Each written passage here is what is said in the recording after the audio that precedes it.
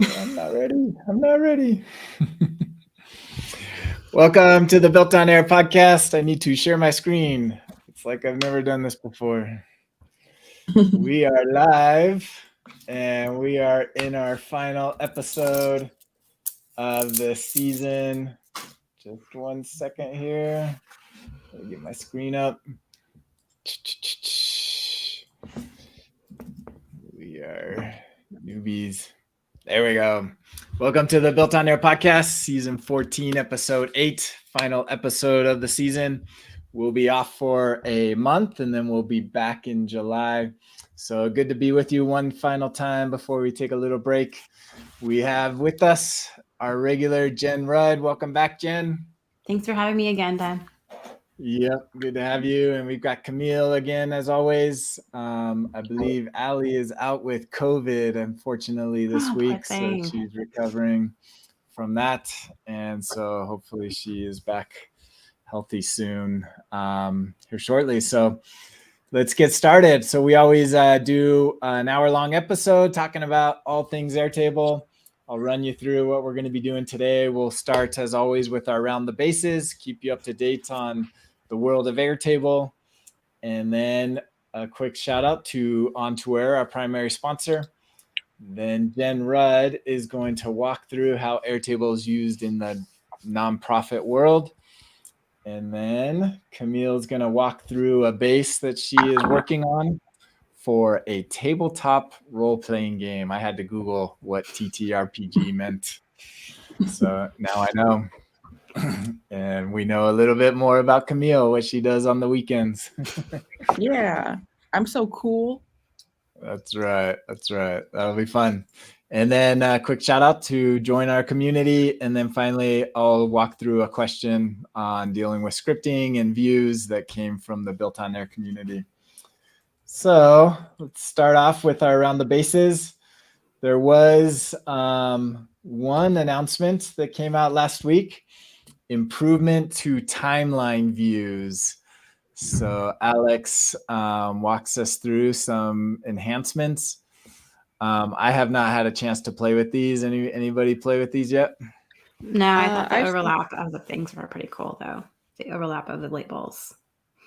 Yeah, I've seen them in action, and they are pretty useful. I was working on a timeline that had episode releases, and depending on like if it's a movie, there's only one episode, but if it's a show, it might have 10 episodes, and so it would like you could fit the whole label on a show, but you couldn't for a movie, and you'd never know what the name of the movie is. Well, now you can because it just goes past where that block ends.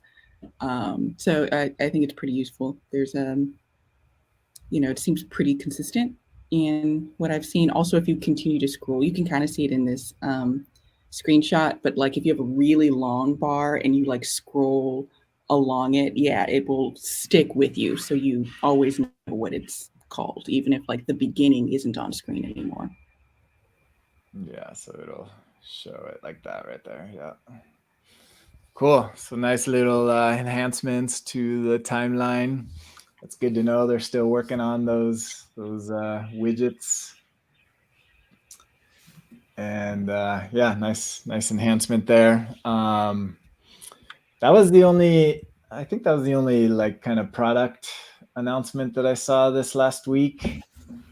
So that's the only thing that came out. Well, I take that back. There was one more that came from Russell in the BuiltOnAir community. Seeing the data library feature starting to be rolled out. So we talked about this the last 2 weeks or so of they've announced the data library, the verified data, and it looks like that's starting to roll out more and more. And so that's cool to see. I have not yet played with it. I need to start playing with this. So I could be wrong, but in Russell's post, he says he wishes he had a way to replace old syncs with the new masters. I think because it's the same source, you don't do anything unless it's like syncing, like his old sync is synced from a similar data set that wasn't the one that was published.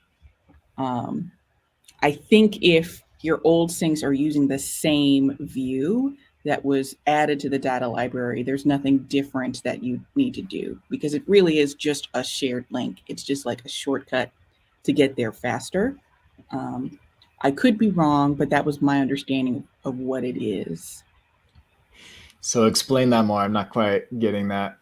So we have regular shared views that you can sync into other bases. And it sounds like Russell has multiple synced tables set up somewhere. But then now he's published to his data library one source that says current team and partners and one that says clients. If he has any existing syncs that are syncing from the same source as the client's data library or the current team and partners data library, I think it's technically already connected because it's coming from the same source. I don't think there's any distinction. It doesn't like take your data and put it somewhere special. It just sort of surfaces those shared links, up top. So you don't have to like find the link or search by base and then by table and then by view. Gotcha. I could be wrong, but that's how I've been understanding them, that your old syncs are just the same. So basically, in order to get something into the data library, you're essentially sharing it the same way that you would to sync a table? Yes. Gotcha. Okay. So yeah, so the data library is really kind of more just a view of what's been shared. Yeah, it's a condensed view of your shared links, and it's supposed to be just the stuff that like you're going to add to all of your bases or most of your bases, such as a list of clients. That's going to be one list that you're probably going to use all over the place. So rather than finding, a list of clients every single time you create a new base, it's just an option under like add new table, okay, clients, and you already know it's pulling from the correct base and view. That's the idea. So is this different than the verified data feature? It's the same. So you have your data library, which can contain any number of, there's probably some limit, any number of shared views, and some of those can be verified. If they're verified, they'll get a little check mark. And the purpose of verifying them is like, I guess this makes more sense on enterprise plans. If you have like, your overall company might have a list of clients, but an individual department might only have their list of clients, which is a subset. Your overall company is going to verify like the overall one, and that's the one that gets the check marks versus clients dash marketing or clients dash accounting or something like that. So you can tell the difference on departments. Alternatively, you could do it the other way around, where it's the general, all clients, and then your department, you can have a different set of verified data than the accounting department. So my list of clients gets the check mark, and then accounting departments doesn't. So I know, I want this one. I'm in the marketing team. I want the marketing team's verified data set. Gotcha. So just controlling downstream versions of the data or upstream, depending on how you're viewing the data. Yeah, it's trying to limit daisy chaining of synced from A to B to C to D. It's like D is synced from A now. That's the hope. Got it.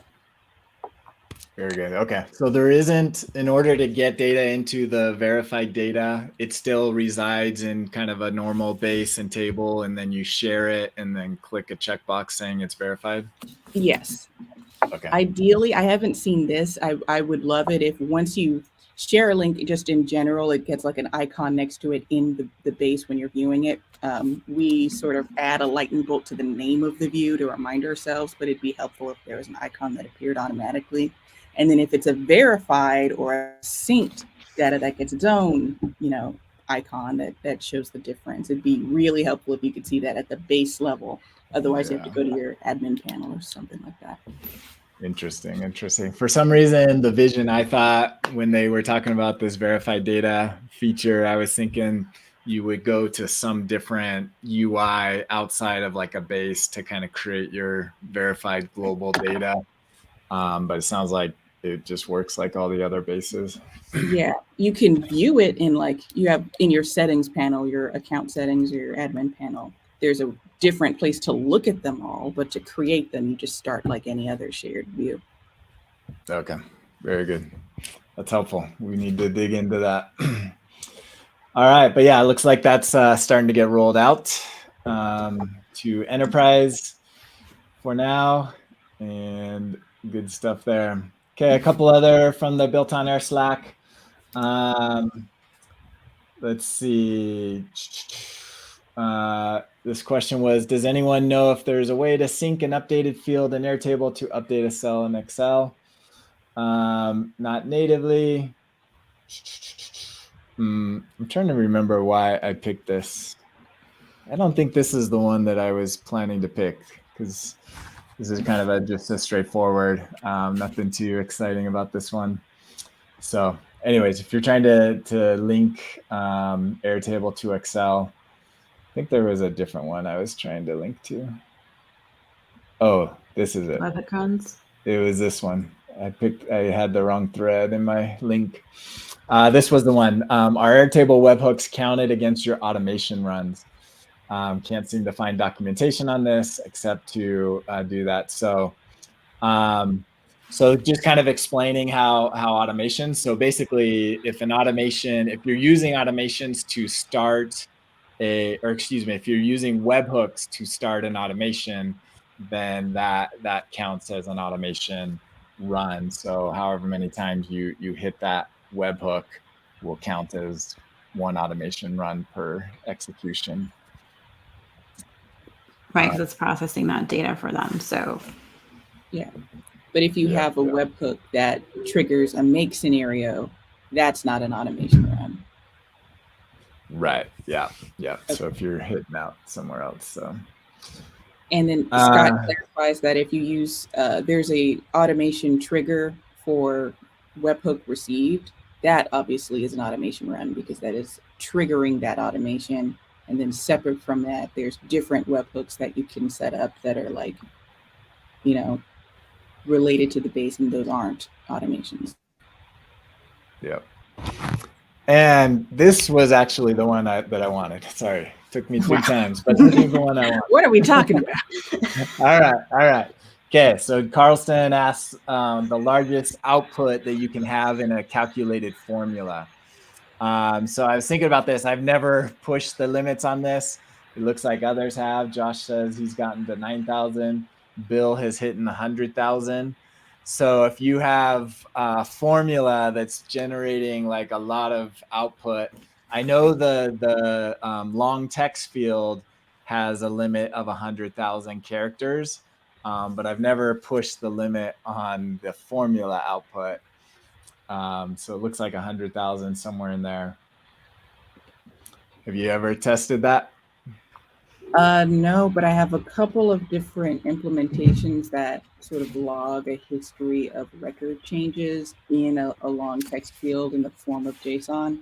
And I sure hope it never gets to this level, because I've tried to do it as compactly as possible, but I was under the impression that it's some thousand amount of characters. And if it ever gets to that level, then we should be tracking it that way anyway, I don't think. Yeah, I've had some roll-ups, and it gets pretty gnarly, but I haven't hit the 100K yet. But I have maxed out the Google Doc automation multiple times, so that was fun. Of how much text, how much data you can push in, or like how many fields you can push in, or how much text you can put in. So finally, we had to do something crazy. I can't remember what we did, but it was like definitely there's like a limit to what you can push into a Google Doc, basically. Interesting. Yeah, I don't know what our limit is with On2Air. If we've hit that limit with pushing data in, I'm not sure. We'll have to test that. Cool. Yeah, so there are definitely limits. Somebody, if you want to let us know what the max is, if you can get over 100K, beat Bill's output, that would be great. We're going to keep on the theme of limits. So here's another one. There's lots of people talking about limits. Limits that, like, probably if you're hitting these limits, there might be other ways to do things. Here's another one. So with URL pre-fills, of how much you can put in the URL to like pre-fill a form field. So browsers do have some limits. Sometimes like it's a lot. So depending on your browser, there might be limits, but it looks like the form, Airtable form itself has a 16,000 character limit. And that's what Scott says is mentioned in the support docs. That's the other. That's pretty. That's a lot. It's not a small. Yeah. It's a URL. Yeah. I think the problem is I have problems even with jot form where people will drop part of the URL just like when they click on something, even though it's a hidden URL. So having pre-filled forms is probably not like good long term, just because I run into issues inconsistently where the pre-fills just drop off and you just have the raw form and now you've exposed all your data. So, using a third-party form like BuiltOnAir, sometimes that pre-fills with just a random string instead of these 1,600 or 16,000 characters might be a better solution if you're trying to push the limits because something inevitably will be dropped off and you're just not filling the data the right way. So yeah, for sure. So that's and then you got to worry about like encoding that long text. Make sure you don't have any funky characters in there that could cause some damage. So yeah, I typically try to avoid. That's one of the cool things about BuiltOnAir docs or forms is if your data is already in Airtable, you don't have to pre-fill it into the URL. You can actually one of the cool features is you can actually use a record ID as your template for your default values. So if you just put that long text into a random record and then just use the record ID as your placeholder, it will then pull all the values from that record and use those as your default values. So that's kind of a cool feature. And make it so they can't edit anything. Yeah. And then you can make them read only. Yep. So anyways, more limits. Somebody should collect. Maybe we should do that of like just every limit possible of Airtable. That would be a nice resource to have. Maybe Scott will do that. So we're continuing with the Airtable forums. This was a really good article by friend of the show, Kavan. Just talking about the different roles and jobs related to Airtable. And so if you're thinking about, I like Airtable, what are some things that I could do for a career in Airtable? This is a really good, just kind of just breaking out all the different things that you could do and different roles, and people have some questions about that and how people got into it. So worth checking out if that's of interest to you. And yeah, we've got a couple representative in this group as well amongst here. All right, last one. Continuing last week, if you didn't catch last week's show, it was all about AI. And we had Bill French along with Lorenzo Lee talking about Airtable and AI in the future. So Bill continued with that theme and wrote a good article on the Airtable forums talking about an AI first mindset and mindfulness and how that can help you in your career. And so uses Airtable as an example of, kind of using AI instead of maybe regex and the differences between those two approaches and where AI can take things up a notch from there. So good article if you want to dive deeper into that world of AI. All right, I believe that is all we had. Any other news that you guys can think of? Not that I can recall. Okay. It's a long weekend coming back from, so. I know. It was a long weekend, yeah. So Airtable probably didn't push anything. Maybe this week there will be some pushes. Definitely over the next 4 weeks while we're out, there hopefully will be some announcements made that we'll review when we get back. Okay, check out ontoair.com if you are running your business on Airtable. It's a suite of tools and apps that help you do more with your Airtable. If you rely on your business within Airtable, then you definitely need to check out the suite of apps that Airtable provides. For today, we're going to highlight a case study that we just put out. Hannah finished this, walking through with one of our customers that uses OntoAir Forms for a grassroots grocery. Pretty cool use case. So it's called, well, I guess grassroots grocery is what it's called. Dan Zotter is the executive director.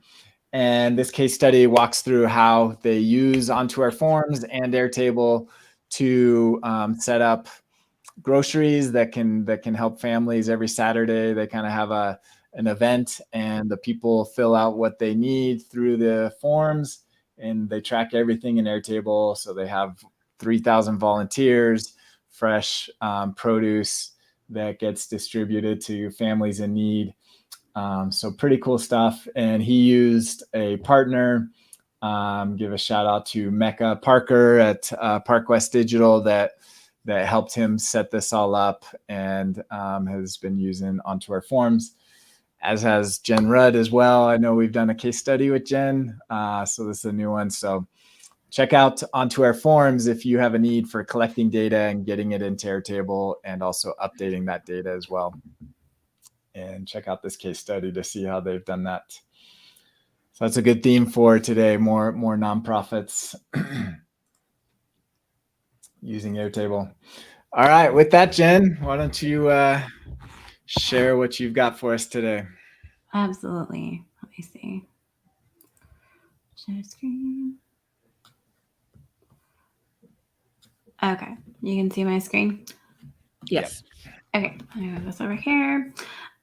So I work with a lot of nonprofits, and one of the biggest things that nonprofits have to do is share their impact, meaning they have to say what the activities that they're doing and how it's impacting those they have set out to work with, whether they're working with underprivileged children or different parts of the country or the world that need assistance. Sometimes we have to make sure that we're tracking the activities that they're doing and then also the impact that they're doing. So a lot of what nonprofits do is reporting. It's nice to get money from funders, but then you have to tell them what you're doing with that money, in addition to what you're actually trying to do as your activities. So what I did today was just kind of demo what it would look like to create a report from the activities that you're doing within an organization. So basically I created this simple base, which has a table of activities and then attendees, which are people that would be coming to, if it was like a, I can't think of the word, if they're like coming to a symposium to talk about what the nonprofit is doing, you can have different attendees that you would keep track of. You also want to figure out, usually nonprofits have a couple different focus areas or tenets of things that they're doing. So being able to track both the activities of what they're doing to those focus areas so they can tie them back to the reporting is really helpful. And then also, especially if you have people interacting with the organization, sometimes you want to have an evaluation of these activities. So basically what I did here is I created an activity table, which keeps track of the activity name, any notes on it, the attendees, the activity date, the location, what the focus area is, and then also a place to keep track of all of these evaluations. And also there's some other information that they might need to have, maybe who the actual attendees are, but also maybe the number of attendees that are coming to this activity or event. And so basically we're doing this because we want to be able to generate a report by tracking who's coming to the event and their evaluations for this event. So we have an event here, which is like this global partner meeting, and we can add different people. And I just use a random person generator to add a bunch of attendees. And you can see that I'm using a count field here, which just tells me the number of attendees that are attached to this, this particular activity. If you wanted to also keep track of attendance, you can also roll this up and say only count the number of attendees who actually attended the events. You might have invited 150 and only 8 showed up. So it's good to have those differentials of both who was invited and possibly also who actually attended, just for your reporting metrics and so forth. So then we have these attendees and we have this evaluation. And we tried to make the evaluation very generic because you wanted to use it for multiple activities. You might have different evaluation forms based on what type of activity they're doing, whether it's a meeting, a symposium, a small group session, or if someone's coming to an event that you put on as the foundation. So basically, I just did a very general evaluation form that we can use over and over again for any activity that someone attends. And here we're just linking the activity, the attendee, their overall experience, key takeaways, maybe some suggestions for the next event, and would you recommend to others? Then for the attendees, I just we talked about, pre-filled the attendee name into the form so that when somebody gets this link, so for example, this is for Moana, you'll see that the attendee has disappeared because we pre-filled their name. I think we're only seeing your Airtable. Oh, yeah. Okay. Share this tab. There we Better? go. Okay. Yeah. Yep. All right. So basically here, if you look at the URL, I pre-filled the attendee's name with the record ID, which also is helpful. We can't see the you URL. Can't see that. Oh, okay. Let me try. Try one more time. You share the window. Share screen. Click on the window tab. Got it. I'm smart. Only had one coffee this morning. Okay, can you see my Yep. Okay, so if you look at the URL, I pre-filled the record ID, and that's because sometimes people change their names or you have placeholders, so it's always good to use. You can use a person's name, but just because, to Dan's point about encoding URLs and so forth, an ID, a record ID string is an actual string, so it's much easier to add to a URL. You don't have to worry about encoding or weird characters, and it's also just shorter theoretically. So it also lets them know, it also, if someone's looking at the URL, they're not seeing, oh, that's my name. Maybe if I delete this, if they're nosy, then they can expose all of the attendee information. So you're exposing your entire base. So if I was to just take out this pre-fill, and here, you'll see that you can now pick from an attendee list, which you might not want to expose to people in general. So that's why we use pre-fills a lot, is to hide the data from people without exposing the information. So we're just going to do Moana here, and then we're going to pick the activity. In the activity, what I did was I created a view which says, okay, only show me the events that happen in the next 10 days. So they don't have a huge list to pick from, so they can't pick the wrong one. So whenever you have pre-fills or just forms that you want people to fill out, the more that you fill it out for them or restrict what they can pick, the less chances they have variables to make changes. So here we have the global partner meeting. They do the overall experience, their key takeaways, suggestions for next events, and then would you recommend to others? So when somebody submits that form in the evaluations tab, it gets linked to that attendee. And then basically what I did was, I use this a lot for nonprofits, is to roll up the information that is coming from different fields. And I'm also adding this new line. So basically it breaks up the information. So it'll say, overall experience, overall experience, and then number of stars, and so forth. So when it creates this output, when it's just a single line text, you see it as a long string, but here you could see it as broken up like a normal person would type it out. You would say their overall experience is 5 stars. Here's their key takeaways. So you have these variables from different people, but it's formatted in a way that you can add it to a report. So then what I then did is I have a roll up that formula field from the evaluation. So I'm able to array join the values, which just means take everything and then separate each report output with 2 lines. So it then again looks like this, as opposed to, really ugly and so forth. So it allows you to kind of break up the information in a way that would make sense for a report. And the reason I did it this way is that because instead of somebody typing out all those responses, I can now go into Google Docs and create a document with the activity name, the date formatted. I just did it because when you put a date in Airtable, it shows up with that really long string. So this is just more human readable. And then I have the written information focus area, and it gives me the focus area fields, number of attendees, and then the feedback, which is that report output. It's fun. The automation is turned on. We're going to live demo, and we're going to wait for it to update. And so whenever I do automations where I have like reports generated and so forth, I just clear out this checkbox. And especially if you want to make sure that all the information is filled in before you generate the report, it's always good to have a checkbox as opposed to just all the criteria is met. It's just a user saying, okay, go ahead and generate that report. I generated the report, and see it has the title of the event, the date, and then it also gives some of that information.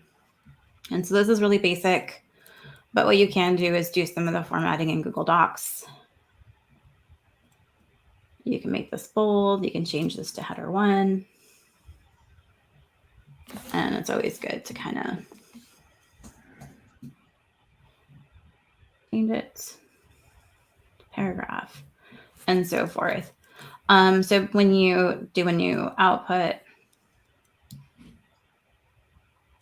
it's not going to run because I'm demoing live. Yeah, Airtable's been a little slow this morning. It's okay, it's working. All right. Yeah. So then if I go back into the data now. So now you can add a little bit of formatting. When you're using rollups, you can't format rollups, which is the only downside, which is one of the things I'm running into as I'm generating like this really, really long report for a professional organization.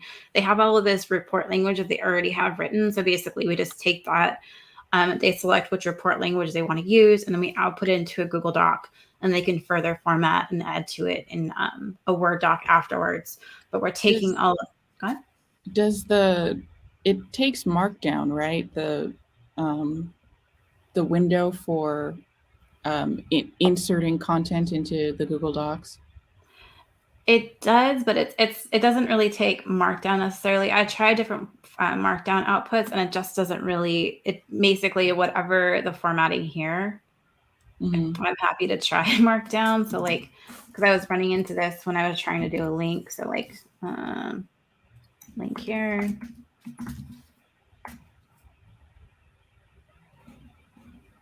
Also, whenever you have a Google Doc or some of those docs where they have the weird formatting in a place where you can have Markdown, so if there's like an underscore or things like that, it totally breaks Airtable fields and so forth. It's really annoying. So sometimes I have to shorten the links again.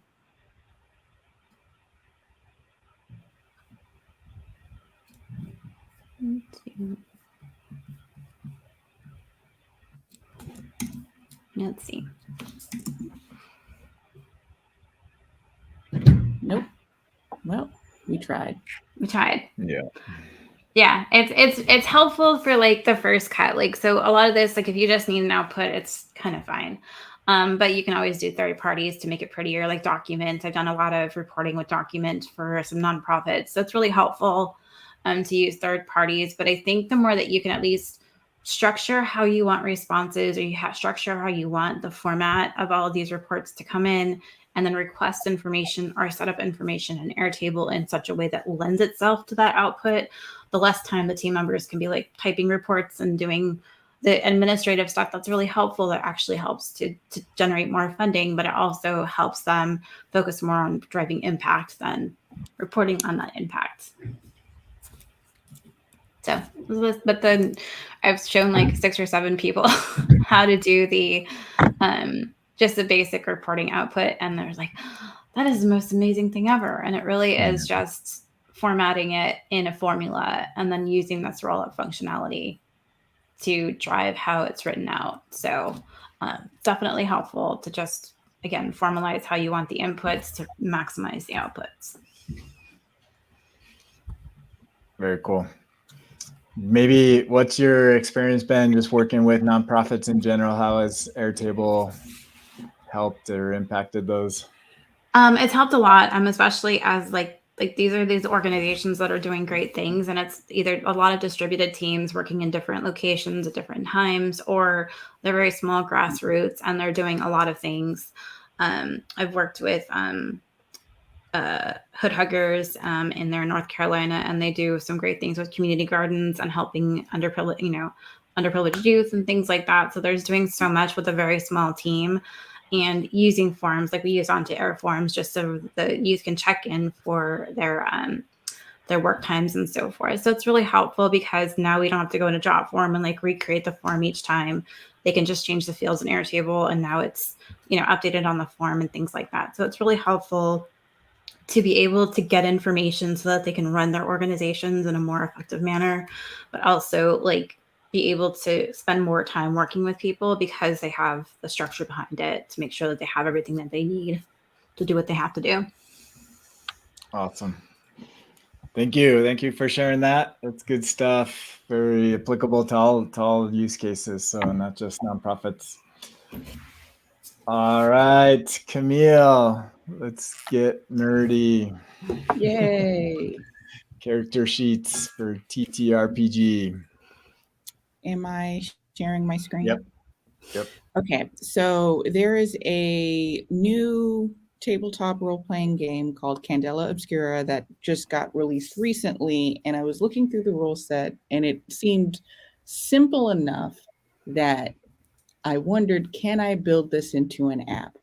Just because I wanted a side project to work on. So here is an example of a character sheet. So every character is going to have a name, and here are all of their skills, and you fill in these dots for how good you are at moving or things like that. And then you have essentially your health are these 3 batches of 3 stripes over here. And there's a bunch of stuff on this sheet that the idea is when you play, you print it out and then fill in these different marks with a pencil and then erase them as you take a point of damage or fill it back in as you heal.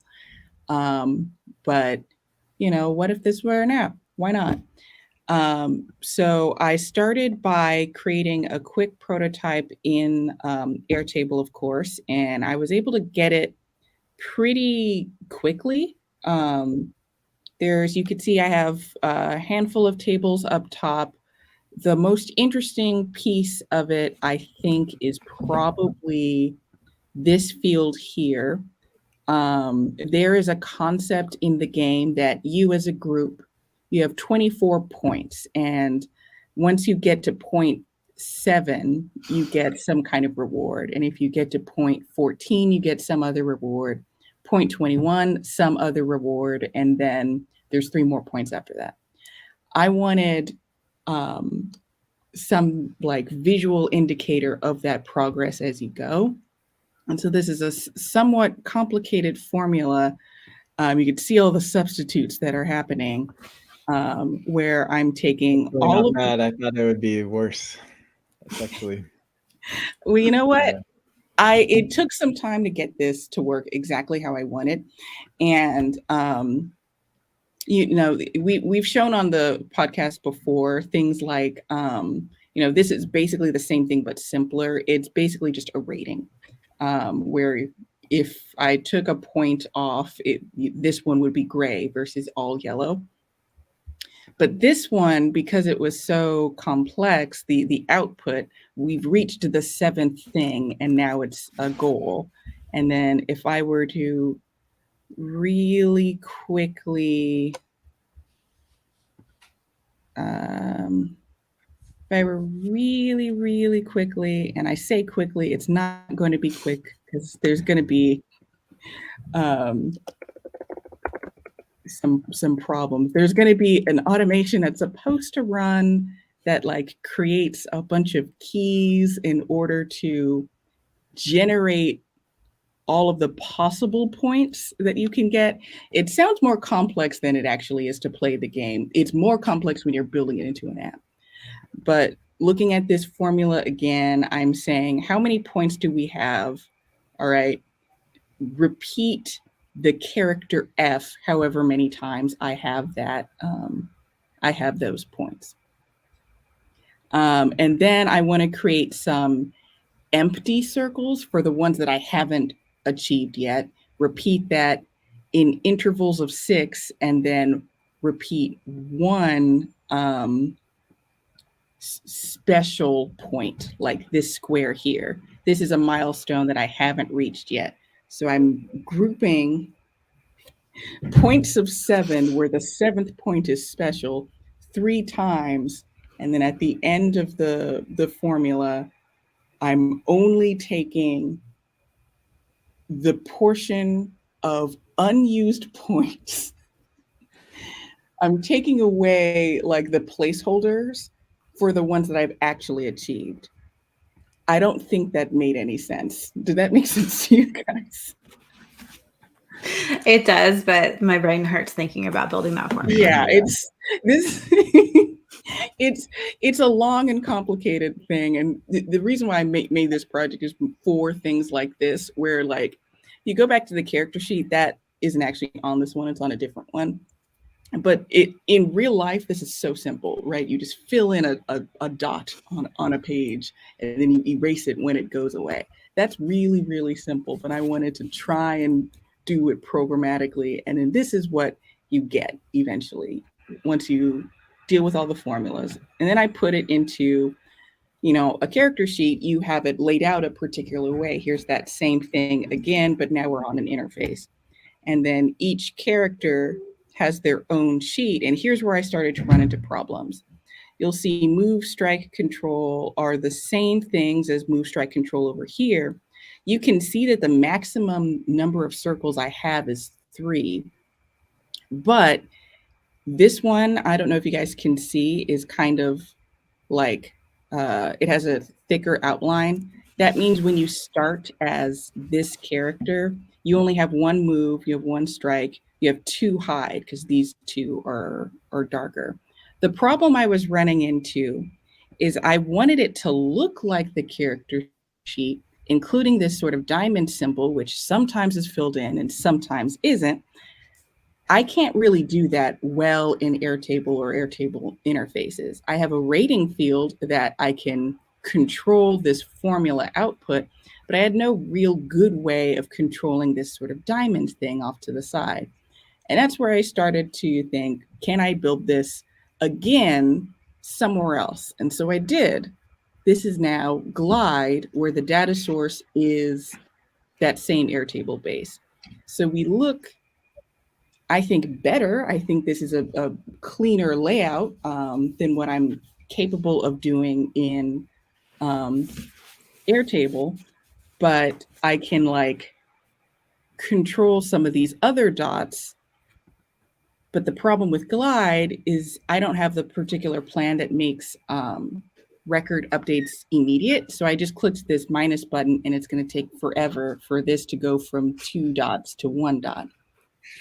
Then I thought, can I build it again somewhere else? And then I did. So I've been saying that I wanted to try out Xano for some time now. This was the project I decided to give it a go with. Xano is an API builder and a database that I was able to create an instance of in order to design it again in WeWeb, which is like Webflow, but more like programmatic. And so all of that to say, I now can go and look at this version of effectively the same data, except now this looks even closer. The layout is, instead of vertical, I made it horizontal, but that was a design choice. But the reason why I like this one the best is because all of these now are buttons. I can click directly on this diamond shape and it controls that value. And then the same thing with all of these dots up here. Whereas back in the Airtable version, I had no way of making this clickable. This would have to be like a separate checkbox, but there's 9 of these. There's these 3, and these 3, and I didn't want 9 checkboxes in addition to 9 rating fields, in addition to all the other fields. It seemed really complex. So this is probably going to be how I spend my spare time for some time, just trying to figure out what is the best way to recreate this thing digitally. And so far, it's been hard. It's cool though. That's cool. Yeah, so Xano, I'll show really quickly what I like most about how I figured it out in Xano. If I go look at my base and look at my character sheet, I have a whole lot of fields, and you have multiple things called drives. Each character has a different maximum number of drives per drive, and then how many they have available. That sounds really confusing. And it's hard to keep track of in Airtable because each of those has to be a separate field. But in Xano, they have a field type for a structured object. So if I look at drives, I have the 3 buckets that they're under, and each bucket can have a maximum, an available, and a resistance. And this is different per character. It's structured in like a JSON format so that I can have one field for drives and then just iterate through those versus having, I think I have like 5. No, I have 4 fields per drive, and that's annoying. And one of them is a formula that just outputs it prettily.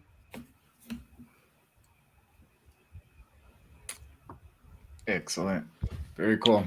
And WeWeb talks to Xano just like a Postgres database. Yes, it also can, a native data source is Airtable. So at the end of the day, I could build this exact thing using Airtable as the data source still in WeWeb, but I wanted to try out Xano, and I do really like the option of having a structured JSON field type in Xano. I wish Airtable kind of had either a structured data type field type or like plain JSON as a field type, because I use it all the time.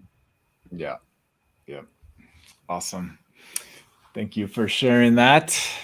We'll see how it ends up. You'll need to show the company behind that game what you're working on. I mean, I don't think I'll ever get it into a point where it's like, hey, people, you should use this in your actual games. I want to get it to a point where it's fully functional, and it is at this point. Everything you see on this page works. But like, with any game, there's so many, like, I don't want to have to put in all of the rules as like automations, like, oh, when you reach this milestone, this thing happens. I don't want to program that. I just want to make like any circle you can fill in, I want it fill in a bowl. And that's it. That's where I want to stop. Gotcha. Awesome. Thank you, Camille, for sharing that. Let's move on. Quick shout out to join our community at builtonair.com/join. That will get you into our Slack community of thousands of Airtable users and fans and people just like you. So join us. We'd love to have you participate. And also subscribe to our podcast on YouTube. We're trying to get that subscription count up, or on your podcast listener as well. You can listen to us on your favorite podcast. Let's move on. We're going to finish up with an audience question. This question came from Jason G in the BuiltOnAir community, and it involves scripting. And Jason G says, in scripting, if I call view.select record async, but one of the record IDs is not in that view, will the entire call fail, or will it still return the rest of the records? If you don't know the answer to this, what is your guess? If you know the answer, don't say. I don't know the answer. I feel like if one is missing, I don't know if I would want that to be an error. I think I would, well, do I want to know that it wasn't in? I don't know. I don't I would know. throw an error handler just in case. Yeah. Put it in a try catch. All right, let's find out. I wasn't sure either. My guess initially was that it would error out. That was my guess. That it would throw an error saying invalid record IDs. So let's take a look. So I've just got a simple table. This is just called documents. That's what it was called. And I've got 4 items here. This one I don't need. And so in this view, I'm showing all of them.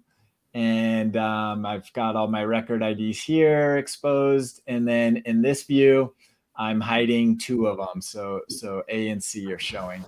So what we're going to do over here.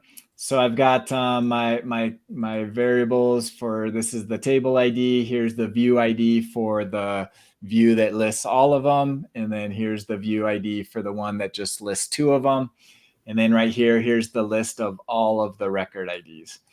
So I get my table from the base.